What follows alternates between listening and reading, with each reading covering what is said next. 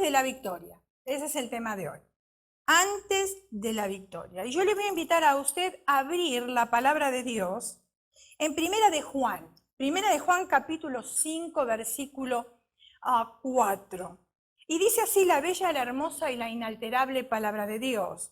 Porque todo lo que es nacido de Dios vence al mundo, y esta es la victoria que ha vencido al mundo, nuestra fe. Esta es la victoria que ha vencido al mundo, que es que nuestra fe. Señor, pedimos que tú bendigas esta porción de tu palabra. Gracias, Señor, porque encontramos, Señor, en las Escrituras palabras de aliento, palabras de ánimo, Señor, palabras que podemos aplicar a nuestras vidas. Y rogamos, Espíritu de Dios, que tú tomes control de la reunión, que seas tú, Señor, hablando en estos momentos. Señor, pedimos que tú, Señor, limpies cada corazón. Que cada corazón, Señor, en este momento pueda tener una tierra abonada para que tu palabra, Señor, caiga en buena tierra y dé fruto a 100%. Lo pedimos en el nombre que es sobre todo nombre, en el nombre de Jesús de Nazaret. Y decimos amén, amén y amén. De una cosa sí yo estoy segura, de que Dios es el forjador de nuestros triunfos y de nuestras victorias. Nosotros tenemos un gran guerrero, el que nunca perdió ninguna batalla. Y si nosotros pertenecemos a su ejército, aprendemos de ese guerrero, y como él no perdió batallas, él nos adiestra las manos, dice, y también nos ayuda, nos da discernimiento de espíritu para que nosotros tampoco perdamos ninguna batalla, y para que su nombre, por sobre todas las cosas, sea glorificado a través de nuestras pruebas, a través de nuestras dificultades, porque de acuerdo a cómo nosotros reaccionemos cuando tenemos una prueba y una dificultad, el Señor va a ir viendo nuestra reacción y el Señor nos va a ir ayudando y dirigiendo dónde nosotros tenemos que ir y qué es lo que nosotros tenemos que hacer. Quizás si no nos damos cuenta, a veces queremos darle una mano a Dios. Una mano a Dios y cometemos errores cuando le damos una mano a Dios. ¿Por qué? Porque entra la desesperación en nosotros, el hecho de solucionar. Por ejemplo, la oración que yo les pedí a ustedes, esto es un caso que viene hace más de 2 años atrás. Fíjense en ustedes, 2 años de incertidumbre, 2 años de tener paciencia, 2 años de tener ánimo, pero al mismo tiempo fueron 2 años que a veces uno se deprime. ¿Por qué? Porque Dios nos hace esperar y nosotros decimos, Señor, pero ¿cuándo vas a contestar? Entonces, una de las cosas que yo hablando con mi hijo le dije, yo quiero orar, pero no le quiero torcer la mano a Dios. Porque a veces le torcemos la mano a Dios y le decimos, Señor, si tú haces esto, yo voy a hacer esto otro. Y Dios no se mueve así. Dios se mueve porque Él nos ama y porque nos quiere bendecir. Entonces, si yo me voy a acercar a Dios, no es para torcerle su mano, no es porque vamos a hacer el trueque, tú me das y yo te doy, porque no funciona. Y tampoco yo no voy a dar mi diezmo para que Dios me devuelva el 100 por 1.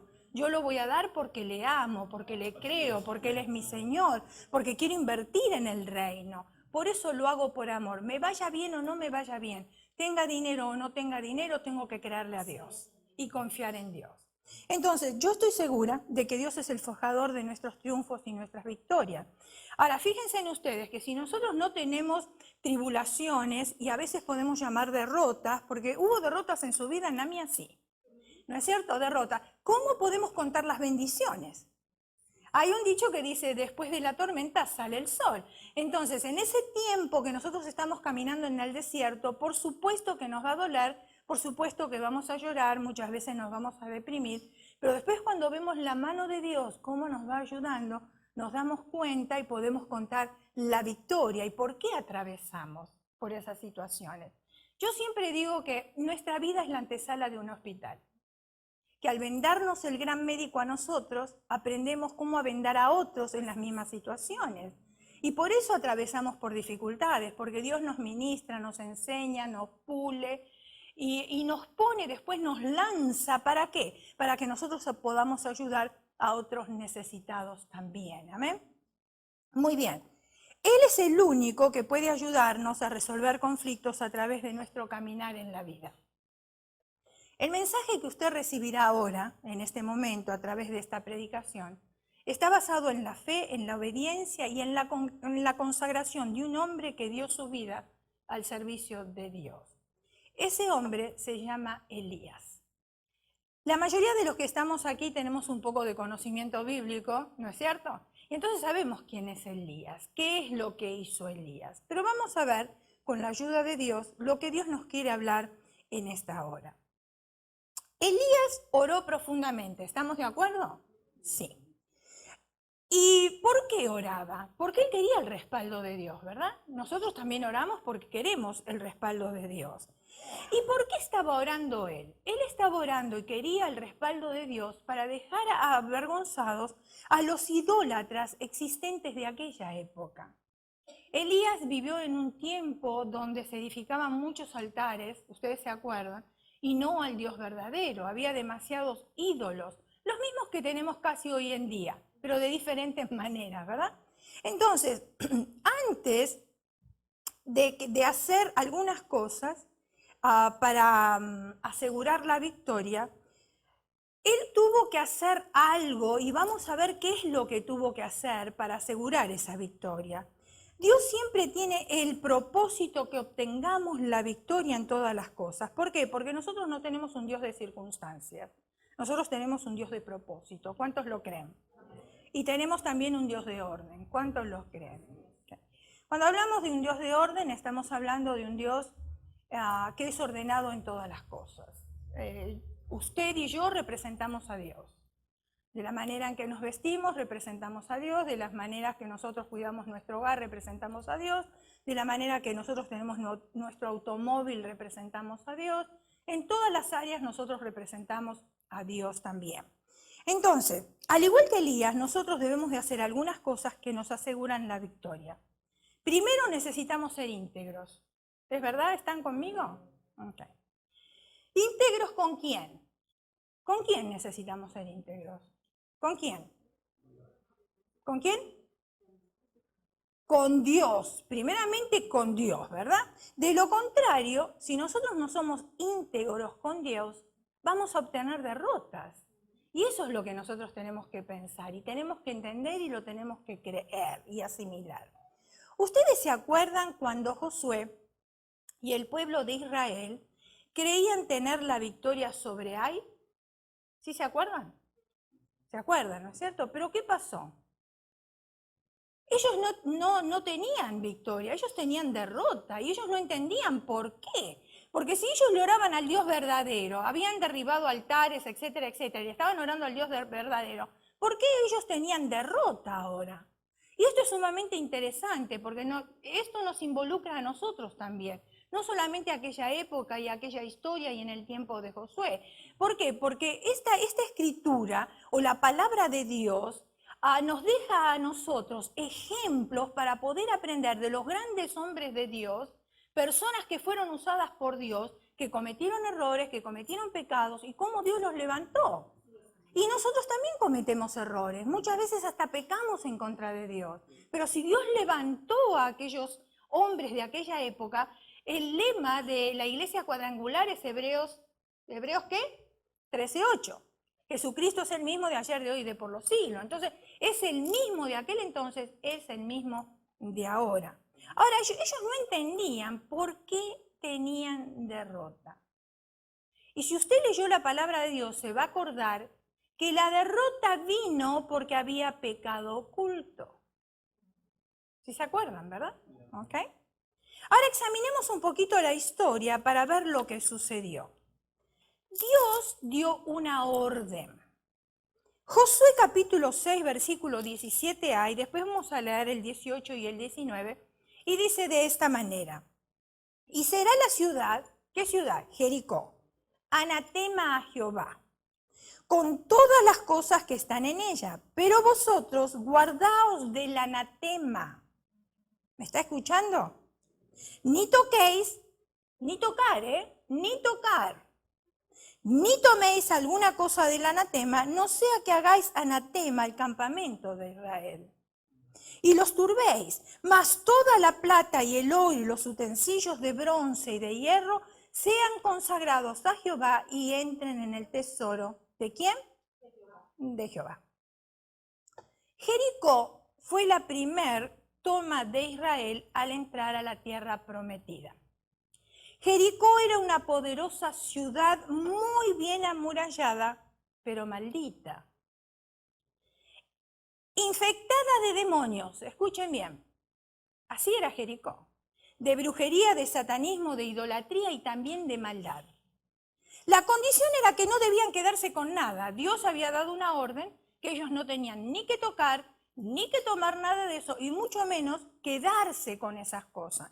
Porque las cosas iban a ser consagradas, como el oro y la plata, y lo que leímos, ¿para qué? Para la obra del Señor. Muy bien. Ahora, ya que estaba minado de demonios y de maleficio, esa ciudad, ahora solamente el oro y la plata y otros utensilios de metal, una vez consagrados a Dios, iban a entrar en el tesoro de Dios. Pero jamás debía pertenecer a las personas, esa era la condición.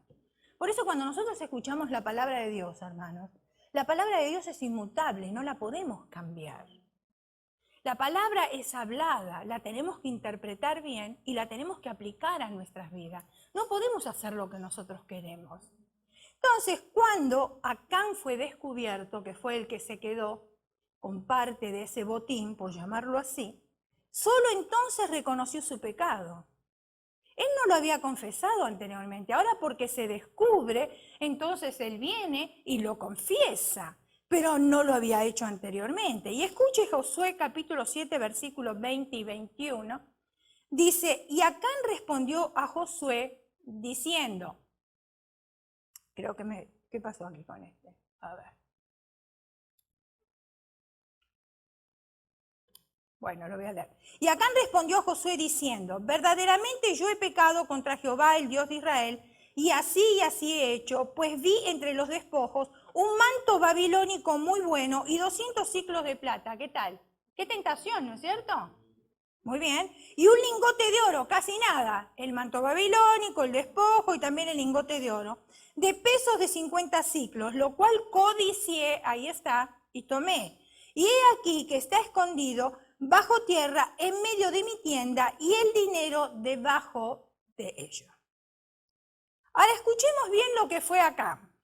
Acán fue desobediente por cuanto hizo todo lo contrario de lo que Dios le ordenó directamente, rebelde porque menospreció la autoridad directa de Dios, codicioso e idólatra por el afán al dinero.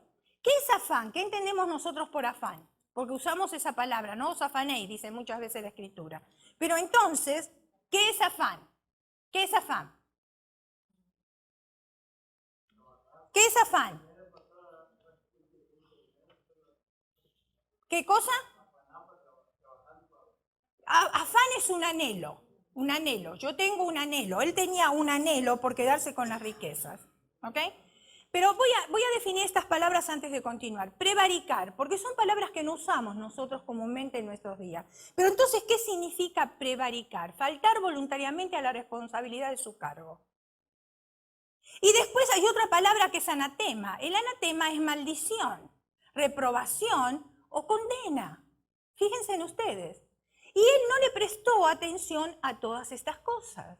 Y entonces ahora viene y sucede lo que nosotros estamos ahí, lo voy a volver a ver, y Acán respondió a Josué diciendo, verdaderamente yo he pecado contra Jehová, el Dios de Israel, y así he hecho. Pues vi entre los despojos un manto babilónico muy bueno, 200 siclos de plata y un lingote de oro de peso de 50 siclos, lo cual codicié y tomé, y he aquí que está escondido bajo tierra en medio de mi tienda, y el dinero debajo de ello. Entonces ahora sí vamos a ver juntos. Acán fue desobediente por cuanto hizo lo contrario de lo que Dios le ordenó directamente. ¿Es verdad o no es verdad? Rebelde porque menospreció la autoridad directa de Dios. Rebeldía. Codicioso e idólatra por cuanto el afán de riquezas, el anhelo a la riqueza. Porque cuidado, hermano, muchas veces escuchamos nosotros decir, especialmente en las iglesias, ¿no es cierto?, que no es bueno ser rico, que no es bueno tener dinero. Y esa no es la verdad. No es la verdad. Porque Dios lo hizo rico a Salomón, ¿o no? Claro que sí. El problema es el amor al dinero, que es otra cosa. Si Dios quiere darme a mí dinero, porque Él ve en mi corazón que Él me lo puede dar porque yo lo voy a administrar. ¿Y cómo lo voy a administrar? Ayudando a otras personas.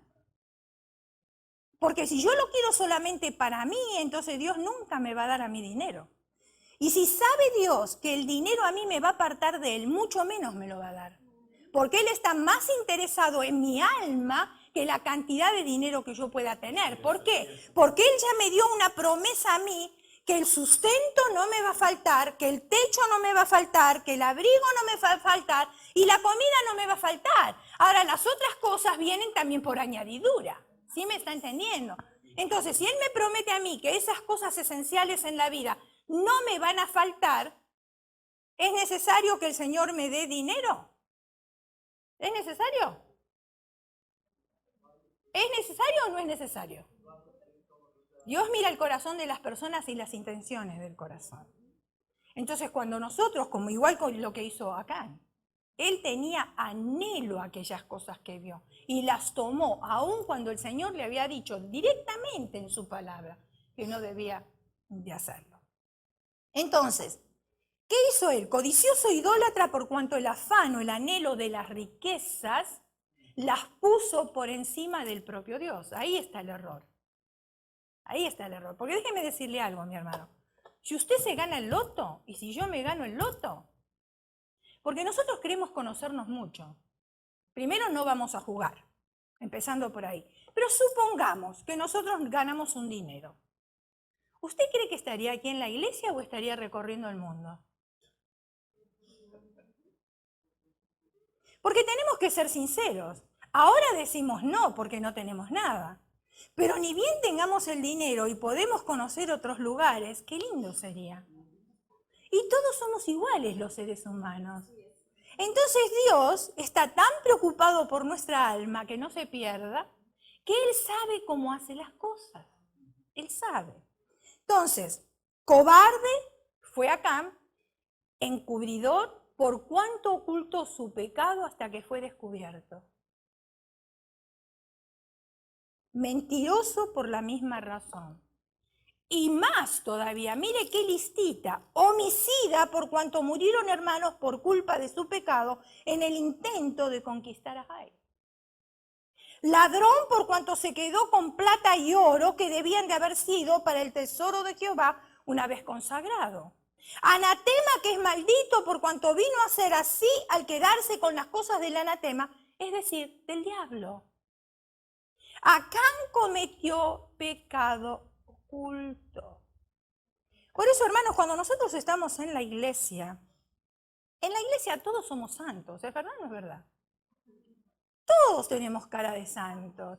Y si venimos enojados, hasta la ponemos la cara de santo. Porque ¿qué va a decir el hermano? Entonces, tenemos los símbolos de Santa Cena y me preocupa más si el hermano que está sentado al lado mío o el que está sentado atrás mío está mirando que yo no me sirvo de los símbolos.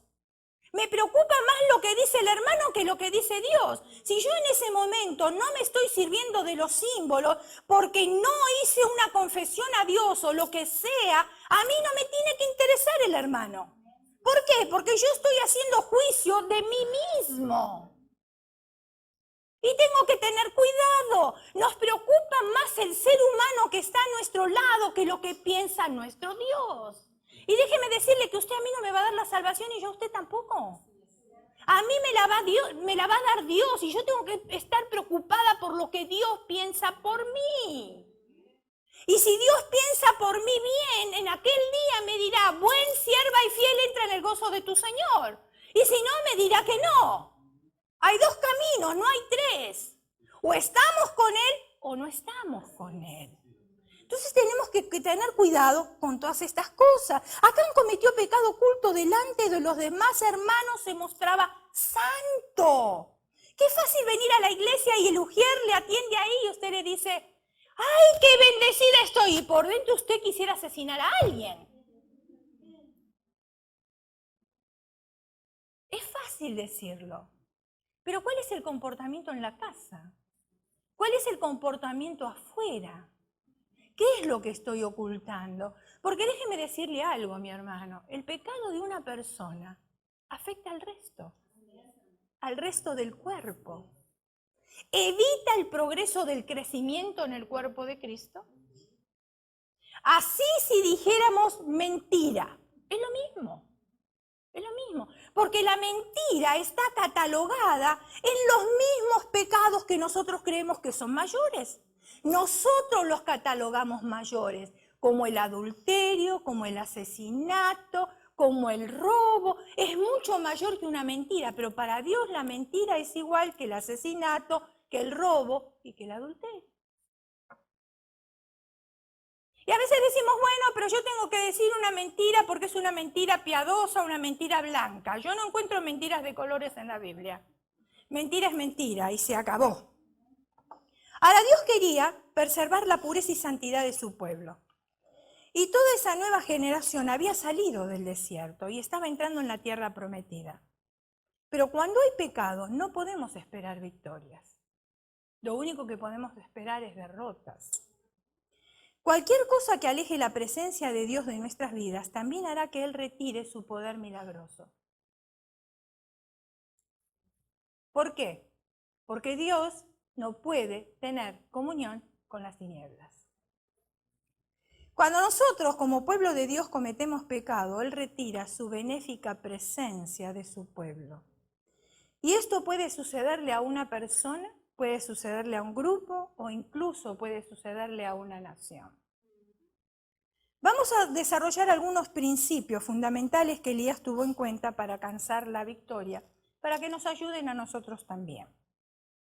Una de las cosas que hizo Elías, muy importante, arreglar el altar de Jehová. Primera de Reyes, capítulo 18, versículo 31 y 32, dice: Entonces dijo Elías a todo el pueblo, acercaos a mí. Todo el pueblo se le acercó y Elías arregló el altar que estaba arruinado y edificó con las piedras un altar al nombre de Jehová. Si ustedes recuerdan y conocen un poquitito de historia, antes se levantaban altares en lugares altos. ¿Para qué? Para llegarse a Dios. Hoy el altar significa mi relación de intimidad con Dios. Ese es el altar. En el pasado, el altar para el verdadero Dios había sido derribado por Jezabel. ¿Ustedes se acuerdan quién es Jezabel? Jezabel fue la esposa de Acab. Y particularmente Jezabel sentaba a los profetas de Baal a comer a su mesa. Entonces lo primero que ella hizo cuando se casó con Acab fue incitar a su esposo para derribar el altar al verdadero Dios. Y levantar altares, ¿para qué? Para adorar a ídolos, para adorar a Baal. Estaban totalmente, el pueblo de Israel estaba totalmente entregado a Baal, o sea, a los ídolos, y esto llevó a Israel a una decadencia espiritual terrible. Entonces Elías lo primero que hace es restaurar la adoración al verdadero Dios, dando a entender que debía de destruir todo ídolo. Dios es celoso, escuche bien y grábeselo. Él no comparte su gloria con nadie, porque Él es un Dios celoso. Juan capítulo 4, versículo 24, dice, Dios es espíritu y los que le adoran en espíritu y en verdad es necesario que le adoren. Ahora, hay verdaderos adoradores y también hay falsos adoradores. El hecho de que ustedes me vean a mí arrodillada, ustedes no saben si yo realmente estoy adorando. Ustedes me pueden ver postrada, pero ustedes no saben si yo realmente estoy adorando. Porque el corazón solamente lo conoce Dios, o sea, la posición del cuerpo la vemos nosotros, vemos lo externo, pero el corazón lo ve Dios. Y no necesariamente yo tengo que estar arrodillada en el altar o postrada aquí adelante para que todo el mundo me vea. Yo puedo estar sentada allá atrás y puedo tener un corazón agradable al Señor y estoy adorando al Señor aunque esté sentada. ¿Me está entendiendo? Porque a veces nosotros somos religiosos y no nos vemos en una posición, parece que nosotros no estamos honrando el nombre del Señor. Muchas personas no leen la Biblia en la cocina porque no es el lugar para leer la Biblia. Y para mí no tiene nada de malo leer la Biblia en la cocina o leerla en el dormitorio. Hay otras personas que dejan la Biblia abierta sobre la cama porque cree que eso le va a espantar los demonios. Y lo único que es un papel abierto, porque si usted no lo lee, no tiene poder. Pero cuando uno lo lee y lo lee en voz alta, entonces el enemigo sí huye porque es palabra de Dios. ¿Sí me está entendiendo? A veces nosotros usamos cosas como amuletos cristianos pensando que eso nos va a favorecer y sin saber que estamos cometiendo muchos errores. Eso depende de donde nosotros nos criemos. Y cuando estoy hablando de eso, nos criemos como iglesia. No estoy hablando del hogar donde usted se crió, sino donde nació como iglesia. ¿Me está entendiendo? Yo les conté a ustedes una vez que la esposa de un pastor y cuadrangular, porque había hermanos que necesitaban sanidad interior, ella le dijo que tenía que tomarse un vaso de aceite, porque eso iba a expulsar demonios. Y eso no expulsa demonios, usted sabe, a uno lo manda corriendo al baño. Es lo único que hace, pero los demonios están bien tranquilos dentro de uno y siguen haciendo de las suyas. Entonces, si por ejemplo he conocido personas que les dicen, bueno, yo escucho ruido en mi casa y yo quisiera que vinieran a orar, y entonces se llevan un galón de aceite y ahí se suben al techo y tiran el galón de aceite, ensucian toda la casa y los demonios siguen ahí. Entonces tenemos que tener cuidado con aquellas cosas que nosotros creemos que son efectivas, pero que no son efectivas. Y que creemos que están bien y que no están bien porque no hacen nada. Ahora, el consejo de la Biblia es que nosotros debemos de adorarle en espíritu. ¿Dice ahí eso? Sí. ¿Qué quiere decir adorarle en espíritu? A ver, ¿qué quiere decir adorarle en espíritu? Los quiero escuchar. No quiero que se me duerman, hoy es viernes, yo ya sé que vienen cansados, estuvieron todo el día trabajando. ¿Qué quiere decir adorarle en el espíritu? Ninguno adora en el espíritu.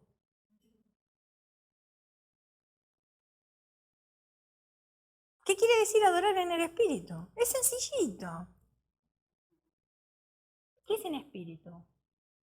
Yo tengo que tener títulos para poder adorarlo, yo tengo que ser profeta para poder adorarle, yo tengo que tener... Sí, pero ¿cómo le podemos decir a eso? ¿Está bien? Pero ¿cómo le podemos decir a eso? Si le adoramos con el corazón, ¿cómo le estamos adorando? ¿Con completa qué? Sinceridad. Eso es adorarle en espíritu.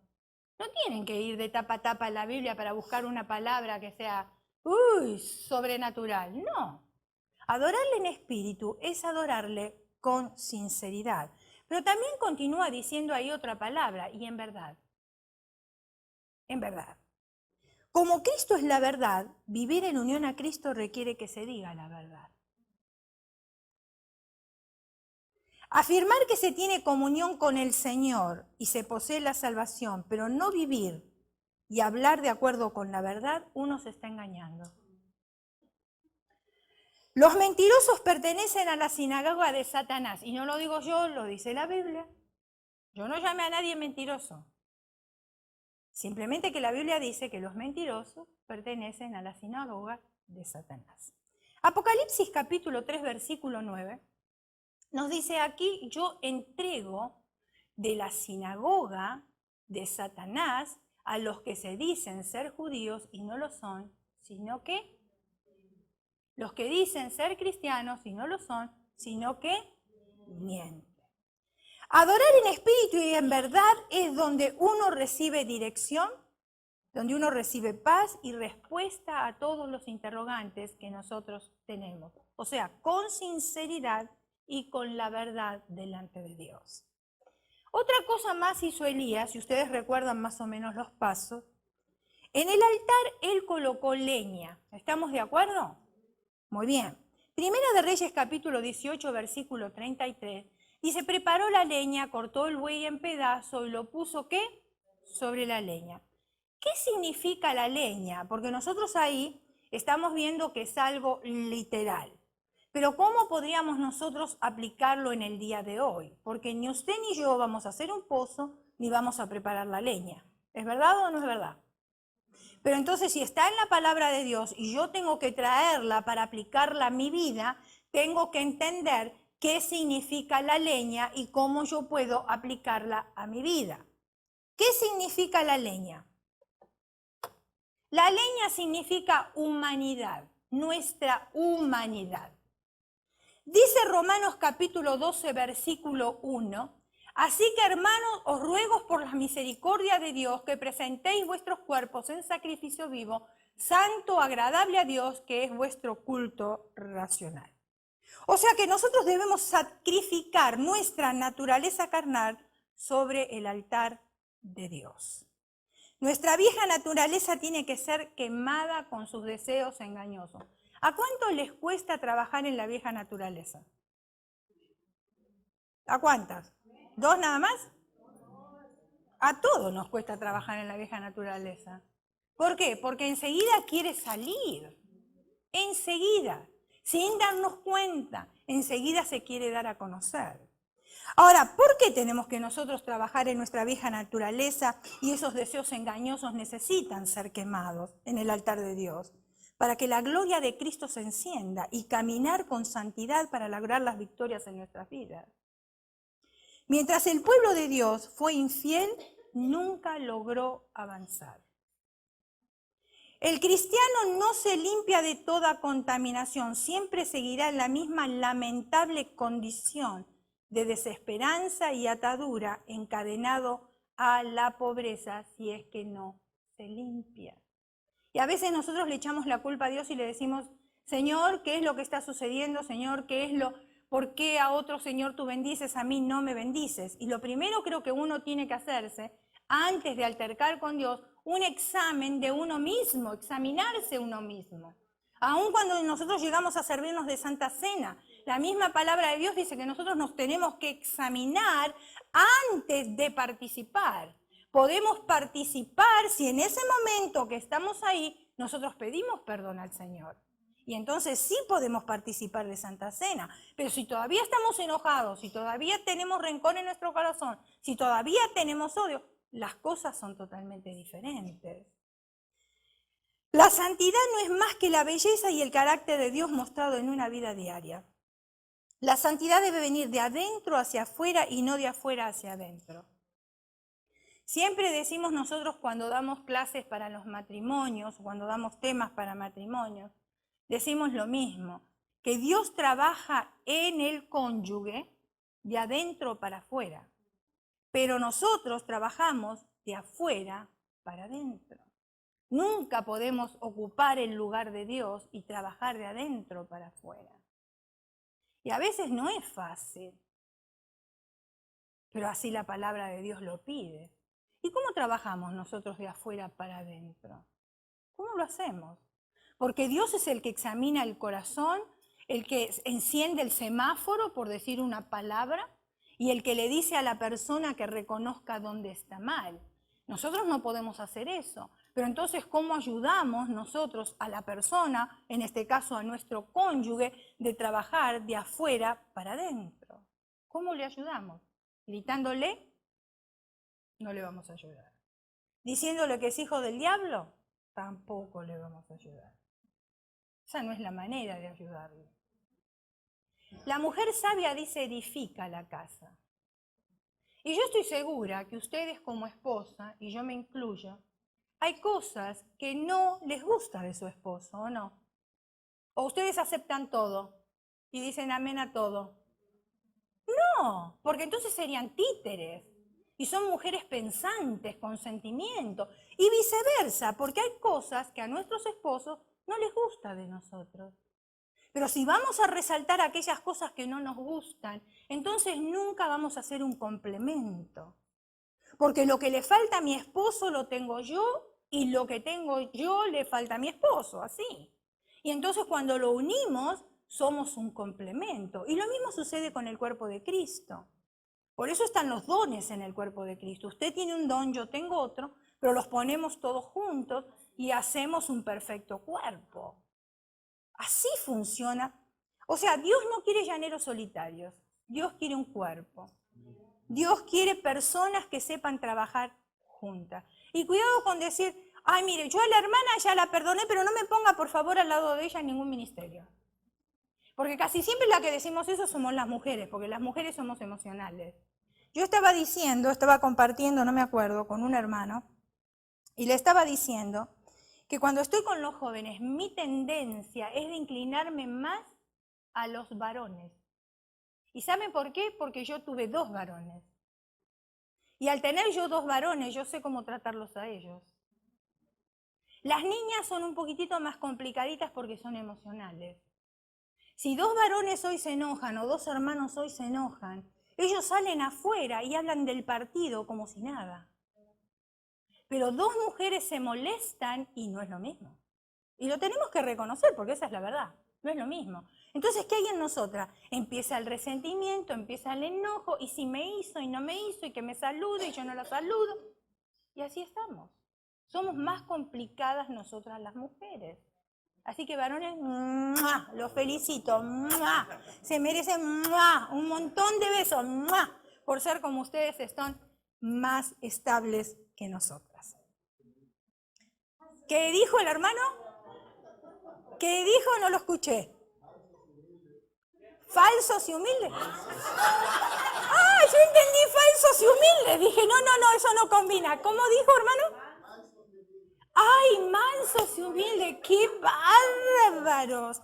Ok, pero si son mansos y humildes, acuérdense que ustedes tienen que tratar a la mujer como a vaso más frágil. Muy bien. No haga como mi esposo, ¿eh? Y no porque no está aquí lo estoy diciendo, yo lo digo adelante de él, no hay problema. Estábamos en un seminario para matrimonios y mi esposo estaba predicando y entonces le dice, ay hermano, usted tiene que ser atento con su esposa y cuando usted va y le tiene que abrir la puerta del automóvil para que ella entre, porque de novios lo hacen, después de casados ellos se olvidan, como es pertenencia de ellos, después se olvidan de hacer esas cosas. Entonces mi esposo estaba predicando todo eso. Salimos del seminario, eran como las 10 de la noche, no habíamos cenado y entonces íbamos todos a cenar. Pero mi esposo y yo íbamos conversando hasta que llegábamos en el auto, en el estacionamiento, y no vimos que venían hermanos atrás. Entonces, conversando, mi esposo entra al auto y yo me abrí la puerta del auto. Pero había ojos observando. Entonces, a la mañana siguiente, cuando fuimos otra vez, que nos encontramos en el seminario, le dice, pastor, anoche usted no enseñó que había que abrirle la puerta a la esposa, pero usted se olvidó de hacerlo. O sea, siempre hay ojos que nos están observando. ¿Amén? Así que ábrale la puerta a su esposa. ¿Saben que cuando un hombre le abre la puerta del carro a su esposa suceden 2 cosas? O el auto es nuevo o la esposa es nueva. Porque si no se olvidan de abrírsela. Muy bien. Entonces, después que él preparó la leña, ¿qué hizo? Derramó agua. ¿Qué significa el agua? Vamos a leer. A ver, Primera de Reyes, capítulo 18, versículos 34 y 35. Y dijo, llenad 4 cántaros de agua y derramarla sobre el holocausto, sobre la leña. Hacerlo otra vez, dijo, y lo hicieron otra vez. Hacerlo la tercera vez, y dijo de nuevo, y lo hicieron la tercera vez. De manera que el agua corría alrededor del altar y también se había llenado el agua, de agua la zanja. ¿Qué significa el agua? ¿Por qué le echaron agua? Dijimos que la leña era ¿qué? Nuestra humanidad. Y que nosotros debíamos de quemar eso en el altar de Dios. ¿Verdad? Esa parte humana que nosotros tenemos. Pero entonces ahora le echó agua. ¿Y qué significa el agua? El agua es el símbolo del Espíritu Santo y de la limpieza espiritual. Cuando Dios le dice a Josué que pase en el Jordán, ustedes se acuerdan de eso, ¿verdad? Okay. Él hablaba que estaba buscando hombres y mujeres que se atrevieran a mojarse los pies. ¿Por qué que se atrevieran a mojarse los pies? Tiene un significado. Porque el mojarse los pies era estar dispuesto a penetrar las aguas de la oposición. Yo no sé si usted se habrá dado cuenta, pero yo en mi vida me puse a analizar ciertas cosas que fueron sucediendo año tras año. Y una de las cosas que yo pude ver es que el enemigo siempre trató de hacer algo con mis pies. Yo no sé si usted se dio cuenta de eso o si usted atravesó por eso. Dolor en los pies, dolor en las rodillas, dolor en las piernas. ¿Por qué? Porque las piernas son nuestro andar. Estoy hablando físicamente. Pero cuando uno no puede andar físicamente, que tiene dolor, toda la atención se concentra en ese dolor. Y uno no es efectivo en el andar, y menos en el andar cristiano. ¿Me está entendiendo? ¿Por qué? Porque está siempre pensando en ese dolor. Y a veces uno tendría que ir a lugares y no va. ¿Por qué? Porque no puede caminar de la manera cuando uno está bien. Yo me caí 2 veces aquí en el altar, pero no me caí tocada por el Espíritu Santo, ¿eh? No. Me caí porque se me enredó mi pie en el ruedo de la falda y me fui al suelo ministrando a una persona. Y me pasó 2 veces aquí. La misma situación. Me caí bajando del automóvil, me fui al suelo, y si ustedes me preguntan qué había para irme al suelo, no lo sé, porque no había ningún obstáculo. O sea, siempre las caídas fueron, ¿para qué? Para lastimar las piernas de la rodilla para abajo. Y cuando vienen los dolores, siempre vienen en los pies.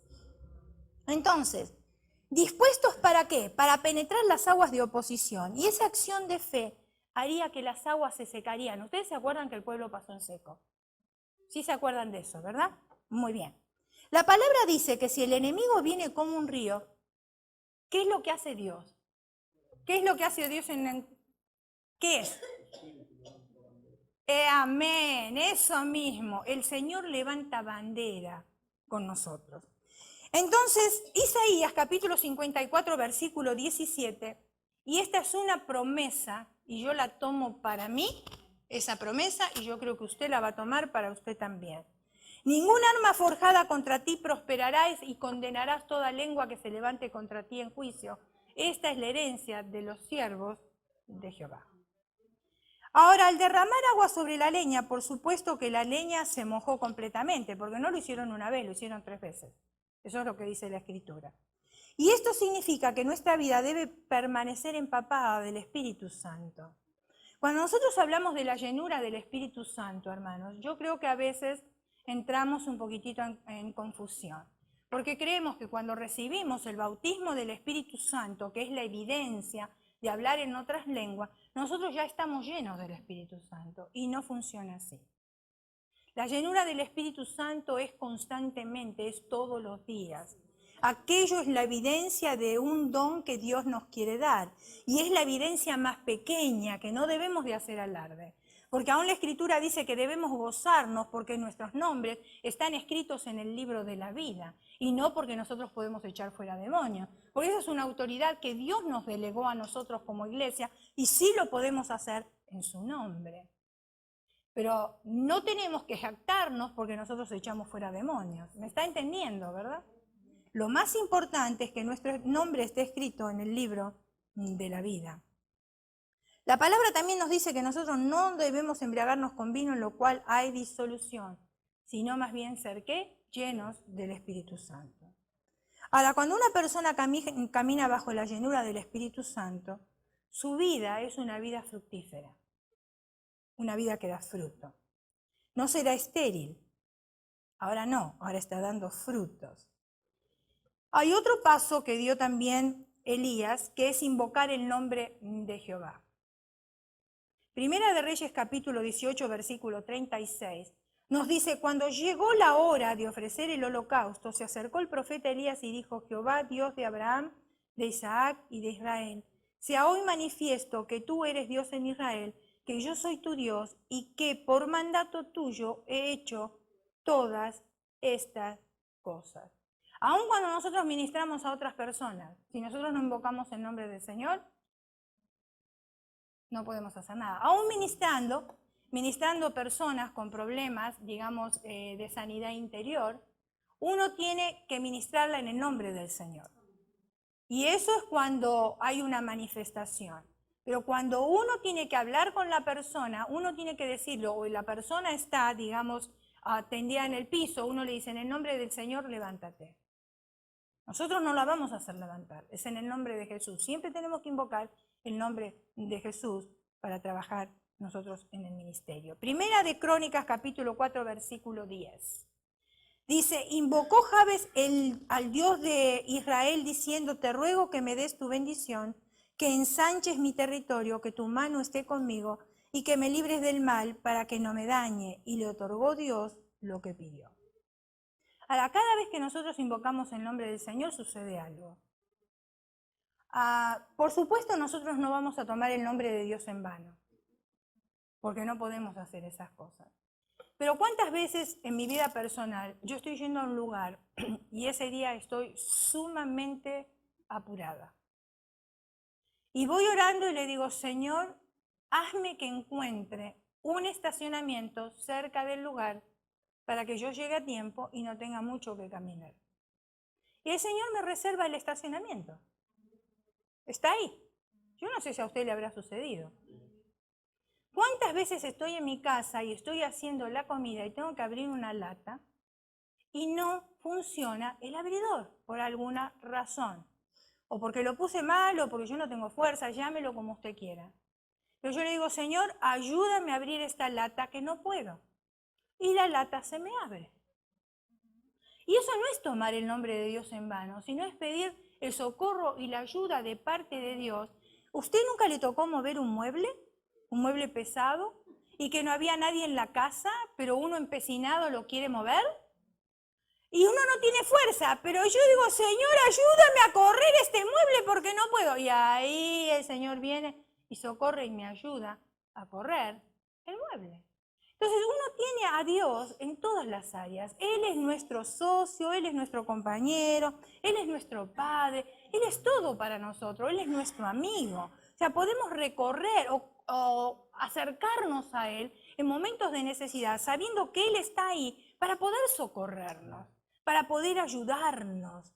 Y muchas veces no lo nombramos, no lo invocamos y hacemos las cosas con nuestras fuerzas. Y ahí es donde nosotros cometemos el error porque no lo podemos hacer.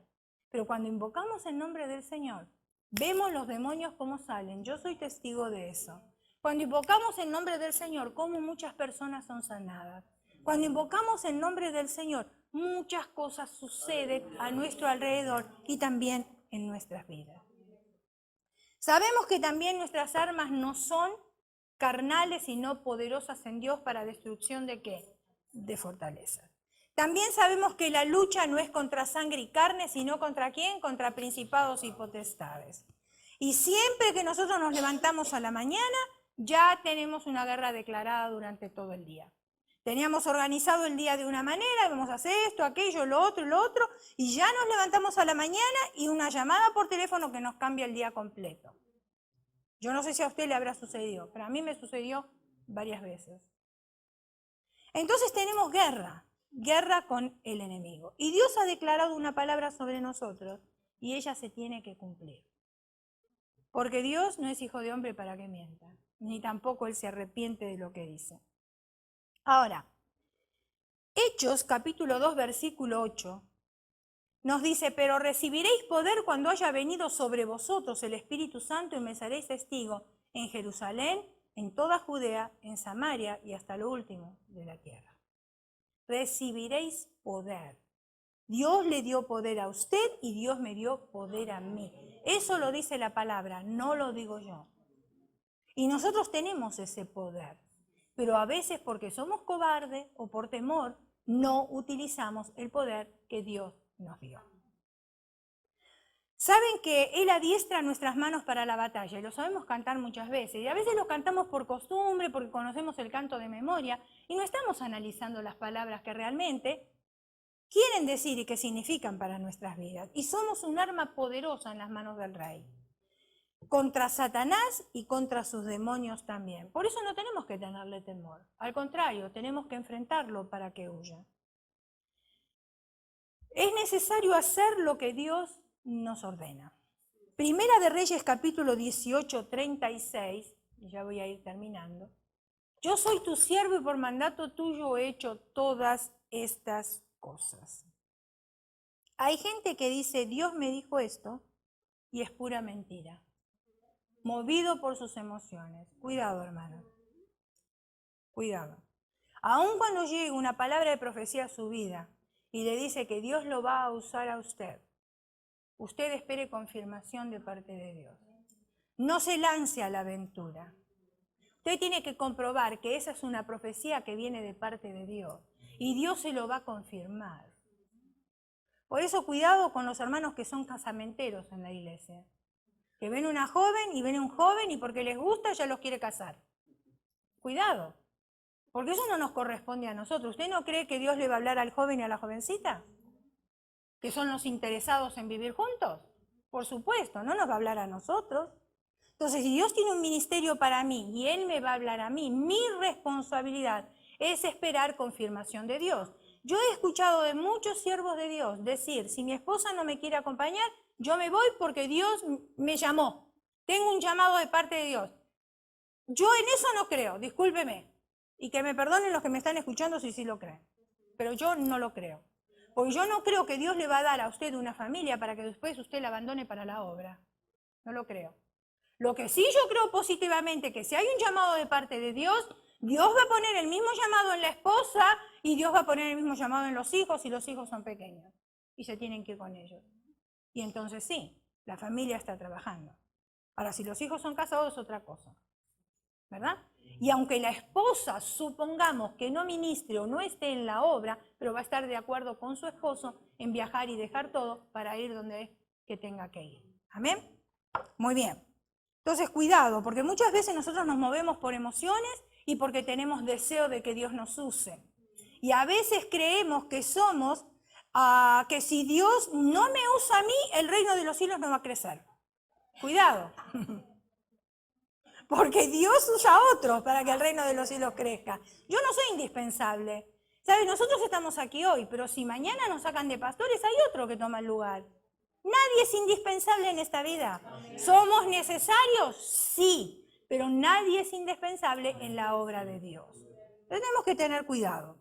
Ahora, si Elías hubiese hecho esto sin que Dios se lo hubiera dicho, ¿ustedes creen que no hubiese pasado vergüenza? Y qué vergüenza delante de los Baales. O sea que en vez de derrotarlos, los Baales lo iban a ganar a él y todavía se iban a burlar de él. Y trataron de hacerlo. ¿Por qué? Porque Elías quería ver el fuego ahí. Y estos Baales estaban ahí alrededor y se cortaban su cuerpo y clamaban al Dios. Y Elías le dijo, ¿dónde está el Dios de ustedes? ¿Estará durmiendo que no les escuchan? ¿Dónde está? ¿Por qué no responde? Pero el Dios verdadero sí se encargó de responder. Porque a pesar de que había agua y mucha agua en esa zanja y la madera estaba mojada, de todas maneras ardió ahí el fuego. Ahora, él no solamente hubiese pasado vergüenza, también le hubiese costado la vida. Y estaba en juego la credibilidad de Dios. Por eso, hermanos, cuando uno hace algo, tiene que tener cuidado, porque uno lo deja a Dios mentiroso. Yo no tengo que pensar por mí, yo tengo que pensar por Dios. Y no dejarlo a Dios mentiroso. Y muchas veces nosotros lo dejamos mentiroso a Él. ¿Por qué? Porque actuamos de una manera inadecuada, porque decimos cosas que realmente Dios nunca nos pidió que dijéramos. Y entonces después las cosas no se cumplen. ¿Y quién paga los platos rotos? Dios. Siempre Dios. Imagínense ustedes, nosotros conocíamos un matrimonio que tenía una niña, bien bonita la niña, y había vendido muchas revistas de parte de la escuela. Entonces la persona que estaba encargada de esas revistas le dijo, bueno, porque tú has vendido más revistas que cualquier otro, te vamos a llevar a cenar. Entonces los padres la dejaron ir, iba a ir solita con estos líderes. Cuando cruzaron Van Nuys hace muchos años atrás, para los que conocen el Valle de San Fernando, Van Nuys es una calle bien ancha, amplia. Y el semáforo se puso en rojo. Y ellos pasaron, igual. Pero venía otro auto en dirección contraria y aquellos jóvenes venían alcoholizados. La niña estaba sentada atrás. Con su cabeza rompió el vidrio de adelante y fue a parar al pavimento en la calle. Y así es como ella falleció. Vinieron enseguidita en avión a llevarla al hospital porque el caso era... Yo cuando fui al servicio recordatorio era tan impresionante que por semanas no podía dormir porque esa niña estaba totalmente desfigurada, no era la misma persona. no era la misma persona. Y a veces nosotros altercamos con Dios y decimos, Dios, ¿por qué te la llevaste? Dios, ¿por qué sucedió esto? Dios, ¿por qué no estabas ahí en ese momento? Yo creo que Dios nos dio a nosotros la sabiduría como seres humanos y la inteligencia. Y especialmente como padres y cuando tenemos hijos pequeños. Cuidado las decisiones que nosotros tomamos. Porque las decisiones que nosotros tomemos muchas veces redundan para bien, pero otras veces no. Y yo no puedo culpar a Dios por algo que sucedió y algo que yo permití. ¿Me está entendiendo? Y a veces es fácil porque nos sentimos mejor cuando le echamos la culpa a alguien. Me siento mejor. Pero yo no puedo echarle la culpa de Dios de todas las circunstancias que suceden en mi vida, porque yo tengo el libre albedrío de escoger. Yo decido qué hacer y yo decido qué no hacer. Y entonces no puedo culpar a Dios. Primera de Reyes capítulo 18, versículo 38, dice: entonces cayó fuego de Jehová y consumió el holocausto, la leña, la piedra y el polvo, y hasta lamió el agua. Escuche bien, hasta lamió el agua que había en la zanja. Aleluya, gloria a Dios, porque esos baales quedaron totalmente avergonzados. Y es necesario que se levante una generación desafiante, hermanos. Ahora en el pueblo de Dios, y yo no estoy hablando de este lugar, estoy hablando del pueblo en general, hay una apatía, hay un adormecimiento. Y es necesario que nos levantemos y desafiemos al diablo en el nombre de Jesús. Desafiemos el reino de las tinieblas y aquellos que se oponen. ¿Para qué? Para que el nombre de Jesucristo sea levantado, para que el reino de los cielos sea engrandecido y para no dejar el nombre de Jesús avergonzado. Porque hoy parece que la Biblia es un libro antiguo, hermanos, que es un libro pasado de moda. Y la Biblia no es un libro pasado de moda. La Biblia es un libro actual porque están sucediendo cosas que se están cumpliendo las profecías. Ya estamos viendo en las tarjetas, ya viene el chip incluido en las tarjetas para que cuando uno pase la tarjeta está toda la información. Ya está el chip en los animales, falta solamente que nos pongan el chip a nosotros. ¿Me está entendiendo? A los seres humanos. La presidenta de Argentina, estando el Papa en Argentina, estaban peleados. Claro, él no era el Papa en aquel entonces, por supuesto, era un simple sacerdote. Pero ahora porque es el Papa, viaja a Cuba, viaja a Italia, viaja. ¿Qué es lo que está buscando? Y todas esas cosas a mí me dan que pensar, porque las profecías se están cumpliendo. Se va acercando la gran Babilonia. ¿Me está entendiendo? Entonces la palabra de Dios no es un libro pasado de moda, es un libro bien actual. Y aunque la ciencia esté en aumento, la palabra de Dios va a estar por sobre la ciencia. Y la palabra de Dios y la ciencia no se oponen entre sí.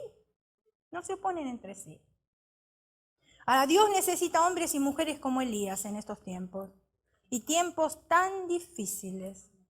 ¿Estamos dispuestos a ser esos hombres y mujeres desafiantes?